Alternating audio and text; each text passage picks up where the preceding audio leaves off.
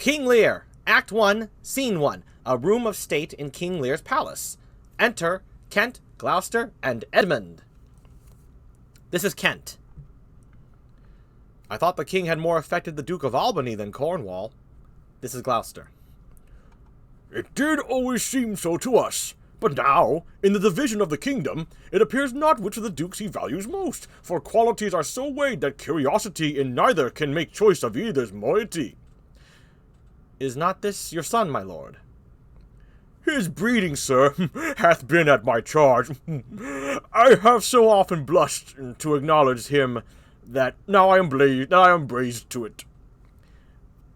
I cannot conceive you. Sir, this young fellow's mother could, whereupon she grew round-wombed, and had indeed, sir, a son for her cradle, ere she had a husband for her bed. Do you smell a fault? I cannot wish the fault undone, the issue of it being so proper. But I have a son, sir, by order of law some year elder than this, who yet is no dearer in my account, though this knave came something saucily to the world before he was sent for. Yet was his mother fair. There was good sport at his making, and the whoreson must be acknowledged. Do you know his noble gentleman, Edmund? No, my lord. My lord Kent! Remember him hereafter as my honorable friend. My services to your lordship. I must love you, and sue to know you better. Sir, I shall study deservingly. Deserving. That's Edmund. I'm doing like a really higher pitched voice for Edmund, so it's like, very calm spoken. And Kent is getting more like that. So Kent said that. So back to Gloucester. He hath been out 9 years, and away he shall again. The king is coming! Enter Lear, Cornwall, Albany, Goneril, Regan, Cordelia, and attendants. Here's King Lear. Attend the lords of France and Burgundy. Gloucester? I shall, my lord. Meantime, we shall express our darker purpose. Give me the map here. Know that we have divided in 3 our kingdom, and 'tis our fast intent to shake all cares and business from our age, conferring them on younger strengths, while we, unburdened, crawl toward death. Our son of Cornwall, and you, are no less deserving, no less loving son of Albany. We have this hour a constant will to publish our daughter's several dowers, that future strife may be prevented now. The princes, France and Burgundy, great rivals in our youngest daughter's love, long in our court have made their amorous sojourn, and here are to be answered. Tell me, my daughters, since now we will divest us both of rule, interest of territory, cares of state, which of you shall we say doth love us the most?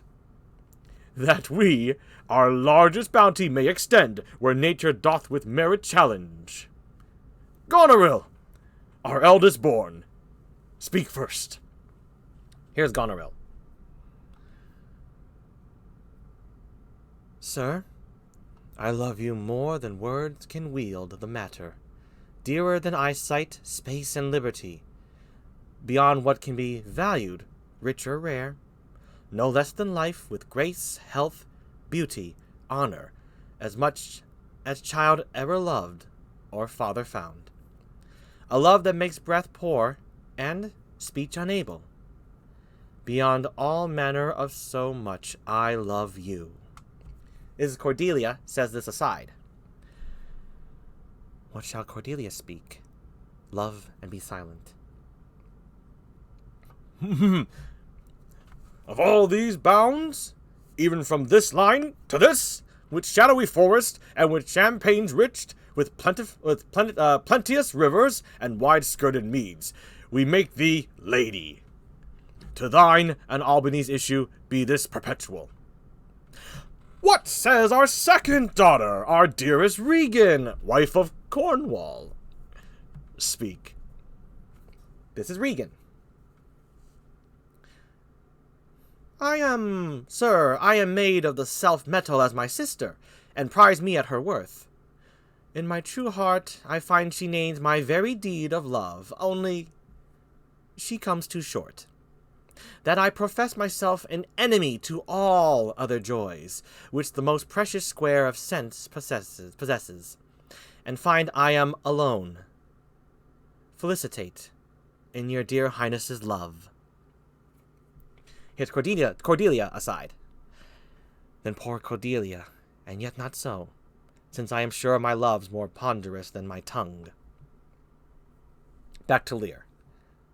To thee, and thine hereditary, ever remain this ample third of our fair kingdom, no less in space, validity, and pleasure than that conferred on Goneril. Now, our joy, although the last and least, to whose young love the vines of France and milk of Burgundy strive to be interest, what can you say to draw a third more opulent than your sisters? Speak. Here's Cordelia, the third daughter. Nothing, my lord. Nothing? Nothing. Ahem. Nothing will come of nothing. Speak again. Unhappy that I am, I cannot heave my heart into my mouth. I love your majesty, according to my bond. No more, no less. How, Cordelia? Mend your speech a little, lest it may mar your fortunes. Good my lord, you have begot me, bred me, loved me.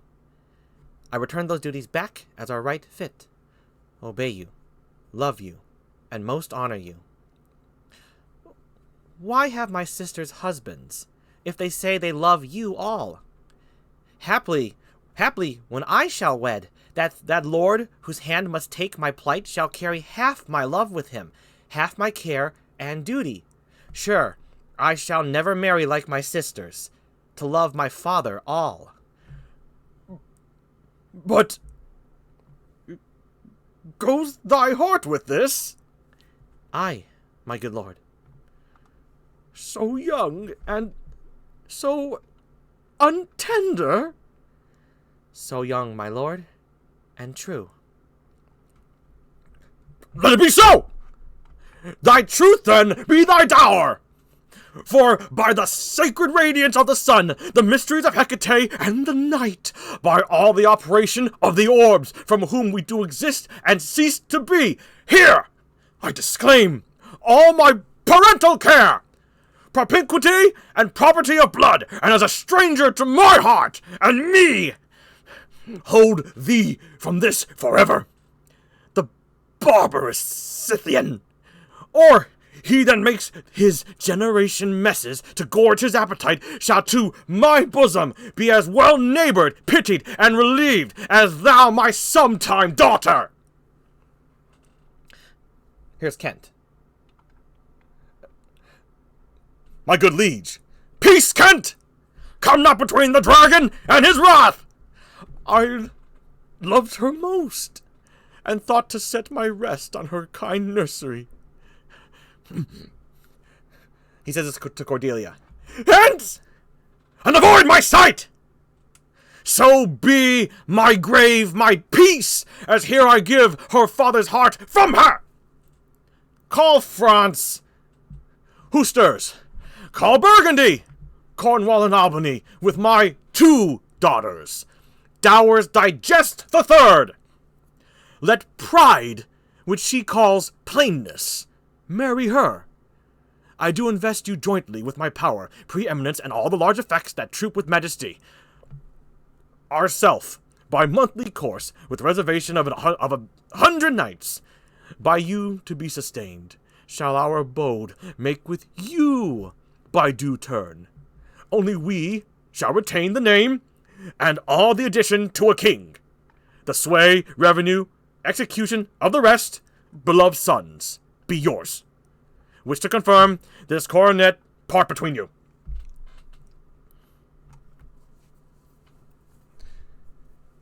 King Lear gives the crown. One sec, I'll type real quick.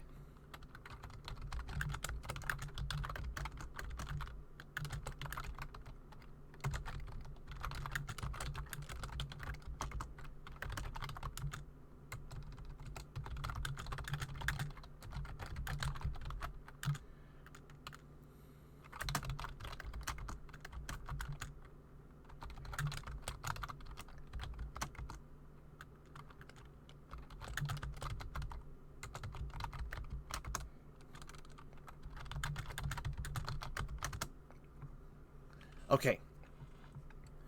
So after King Lear threw his tantrum, now we're going to Kent.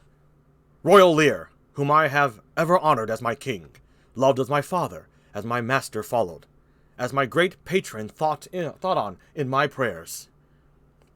The bow is bent and drawn. Make from the shaft! Let it fall rather, though the fork invade the region of my heart. Be Kent unmannerly when Lear is mad? What wouldst thou do, old man? Thinkest thou that duty shall have dread to speak when power to flattery bows? The plainness honor's bound when majesty falls to folly. Reverse thy state, and in thy best consideration check this hideous rashness. Answer my life, my judgment.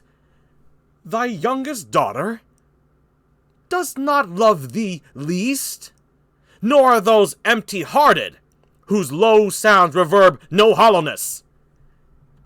Kent, on thy life, no more.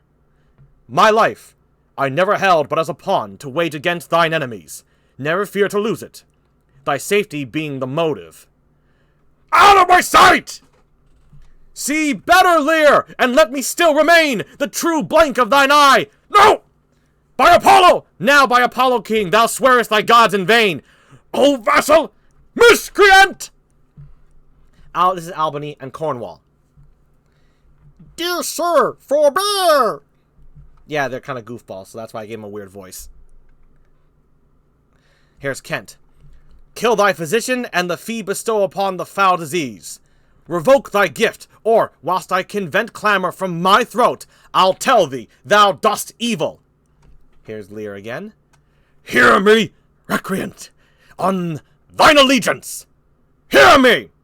Since thou hast sought to make us break our vows, which we durst never yet, and with strained pride, to come betwixt our sentences and our power, which nor our nature nor our place can bear, our potency made good, take thy reward.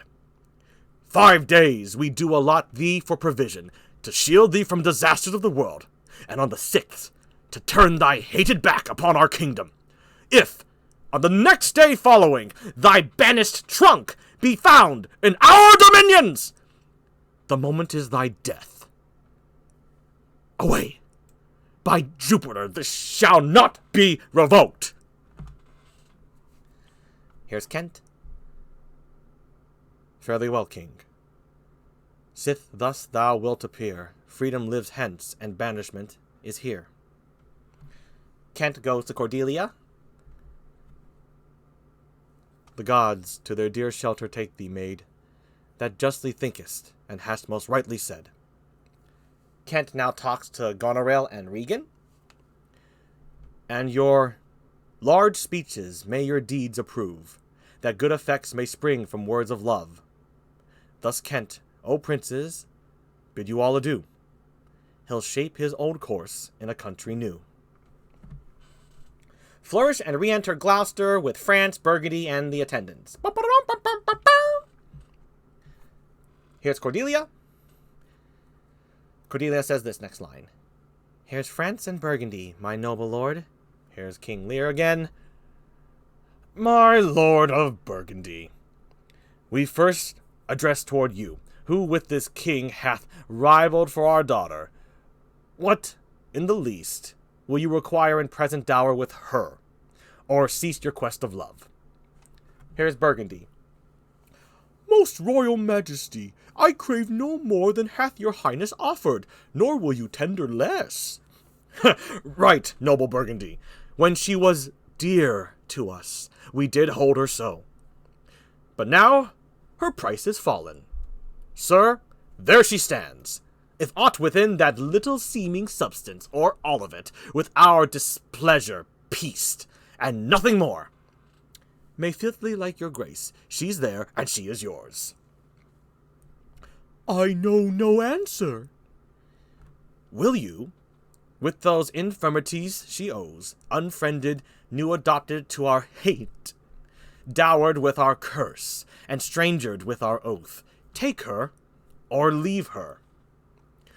Pardon me, royal sir, election makes not up in such conditions. Then leave her, sir, for by the power that made me, I tell you all her wealth. Lear talks to France. For you, great king, I would not from your love make such a stray, to match you where I hate. Therefore beseech you, to avert your liking a more worthier way, than on a wretch, whom nature is ashamed almost to acknowledge hers. Here's France. I don't know how to do a French accent, so I think I'll just do maybe a British accent. Okay, for France, I think I'll make France, because France is a cool guy. So I'll make him, what kind of voice can I do for France? Alright. Please, I apologize for the lack of British strength here, but I'll do a somewhat British accent. This is most strange, that she, and this is France hilarious, this is most strange, that she, who even but now was your best object, the argument of your praise, balm of your age, the best, the dearest, should in this trice of time commit a thing so monstrous to dismantle so many folds of favour. Sure, her offence must be of such unnatural degree that monsters it, or your forevouched affection fall into taint, which to believe of her must be a faith that reason without miracle should never paint in me. This is Cordelia. I yet beseech your majesty, if for I want that glib and oily art to speak and purpose not, since what I well intend, I'll do it before I speak, that you make known it is no vicious blot, murder, or foulness, no unchaste action or dishonored step that hath deprived me of your grace and favour. But even for want of that for which I am richer, a still soliciting eye and such a tongue as I am glad I have not, though not to have it hath lost me in your liking. Better thou hast not been born than not to have pleased me better. That was Lear. Here's France. Again, sorry for the the accent, but anyway. Is it but this, a tardiness in nature which often leaves the history unspoke that it intends to do? My lord of Burgundy, what say you to the lady? Love's not love when it is mingled with regards that stands aloof from the entire point. Will you have her? She is herself a dowry. Royal king, give but that portion which yourself proposed, and here I take Cordelia by the hand, Duchess of Burgundy. Nothing. I have sworn. I am firm. I am sorry, then, you have so lost a father that you must lose a husband. Here's Cordelia. Peace be with Burgundy, since that respects of fortunes are his love. I shall not be his wife. France, fairest Cordelia, that art most rich, being poor, most choice forsaken, and most loved despised, thee and thy virtues here I seize upon. Be it lawful, I take up what's cast away. Gods, 'tis strange that from their coldest neglect my love should kindle to inflamed respect. Thy dowerless daughter, king, throned to my chance, is queen of us and ours, and our fair France. Not all the dukes of waterish Burgundy can buy this unprized precious maid of me. Bid them farewell, Cordelia. Though unkind, thou losest here a better where to find. Thou hast her, France. Let her be thine. For we have no said daughter, nor shall ever see that face of hers again. Therefore, be gone. Without our grace, our love, our benison. Come, noble Burgundy. Flourish, exeunt, Lear and Burgundy, Cornwall, Albany, Gloucester, in attendance. Bid farewell to your sisters. Cordelia goes to Goneril and Regan. The jewels of our father, with washed eyes, Cordelia leaves you. I know you, what you are, and like a sister am most loath to call your faults as they are named. Love well our father. To your professed bosoms I commit him, but yet, alas, stood I within his grace, I would prefer him to a better place. So farewell to you both. Here's Regan. Prescribe not us our duties. Here's Goneril. I think Goneril will do a deeper voice. Let your study be to content your lord, who hath received you at fortune's alms. You have obedience scanted, and well are worth the want that you have wanted. Here's Cordelia. Time shall unfold what plighted cunnings hides. Who covers faults, at last shame derides. Well may you prosper. Come, my fair Cordelia. Exeunt, Franz, and Cordelia. Alright, so here's Goneril. Sister.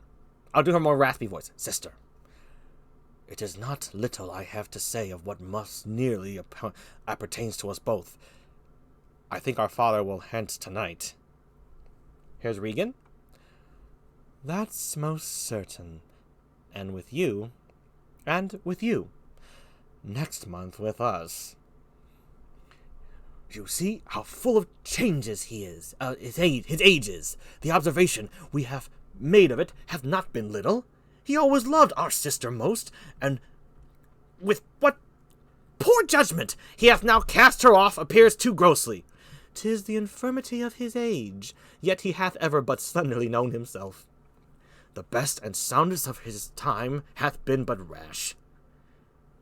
Then must we look from his age to receive not alone the imperfections of long engrafted condition, but therewithal the unruly waywardness that infirm and chloric years bring with him.